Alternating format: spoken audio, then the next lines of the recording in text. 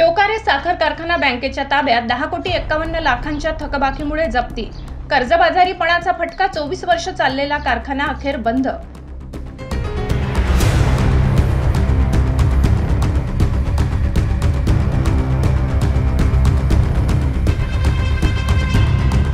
नवापूर तालुक्यातील डोकारे येथील आदिवासी सहकारी साखर कारखान्यावर कर्ज थकबाकीमुळे प्रशासनाने मोठी जप्ती कारवाई करत कारखान्याचा ताबा बँकेकडे सुपूर्द केलाय.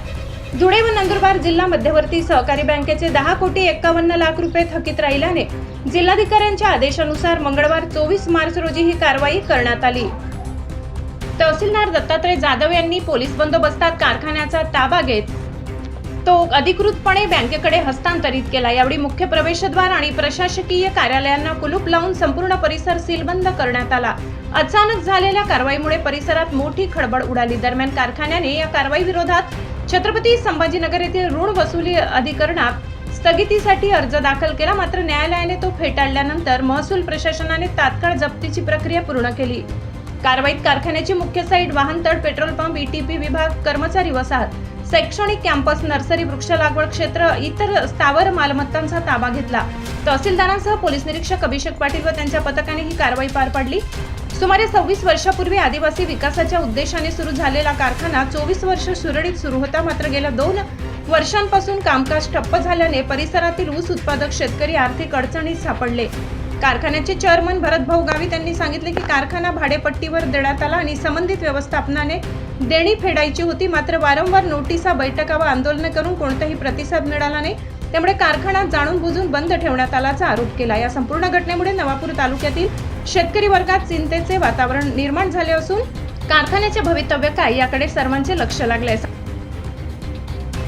डोकारे, तालुका नवापूर, जिल्हा नंदुरबार या कारखान्याला धुळे व नंदुरबार जिल्हा मध्यवर्ती सहकारी बँकेने दिलेल्या कर्जाची परतफेड न झाल्यामुळे हा कारखाना आज रोजी सिक्युरिटायझेशन ॲक्ट अंडर माननीय जिल्हाधिकारी महोदय यांनी स्थावर मालमत्ता ताब्यात घेण्याबाबत आदेश केलेला होता आणि आज दिनांक 24 मार्च रोजी आम्ही या कारखान्याच्या साईटवर येऊन रीतसर या कारखान्याचा पंचनामा केलेला आहे आणि पंचनामा करून त्यांच्या ज्या जमिनी आम्हाला माननीय जिल्हाधिकारी महोदयांनी अलॉट केलेल्या होत्या, गहाणखताद्वारे आमच्याकडे ज्या तारण ठेवलेल्या होत्या, या सर्व जमिनींचा आम्ही आज रोजी पोझिशन हे घेण्याची प्रक्रिया ही सुरू आहे. थकलेल्या कर्जामुळे हा कारखाना आज रोजी आम्ही ताब्यात घेतलेला आहे. किती कर्ज थकलं होतं? कर्ज जवळपास दावा दाखल केला त्यावेळेस 10,51,00,000 रुपये हे थकीत कर्ज होतं आणि हा कारखाना द्वारकाधीश साखर कारखान्याने भाड्याने घेतलेला होता आणि द्वारकाधीश साखर कारखाना व डोकारे आदिवासी साखर कारखाना आणि जिल्हा बँक यांच्या त्रिपक्षीय करारान्वये द्वारकाधीश साखर कारखान्याने आम्हाला ॲश्युअर्ड केलं होतं की ह्या कर्जाचं जे हप्ते येतील त्या हप्ते आम्ही परतफेड करू. परंतु हे हप्ते परतफेड न झाल्यामुळे ते कर्ज थकीत झालं आणि ते NPA झाल्यामुळे आज रोजी कारखाना हा ताब्यात घेण्याची प्रक्रिया आम्ही सुरू केली. आज दिनांक 24 रोजी द्वारकाधीश साखर कारखाना हा DRT कोर्ट औरंगाबाद येथे त्यांनी दावा दाखल केला होता. ती पोझिशन प्रक्रिया जी आहे ती थांबवण्यासाठी त्याला स्टे मागितला होता. परंतु आजच्या जे हिअरिंग झाली, कोर्टाची सुनावणी झाली, त्यामध्ये कोर्टाने त्यांचा जो दावा आहे तो फेटाळलेला आहे आणि आम्हाला पोझिशन घेण्यासाठी प्रोसीड करण्यासाठी आदेश दिलेले आहेत.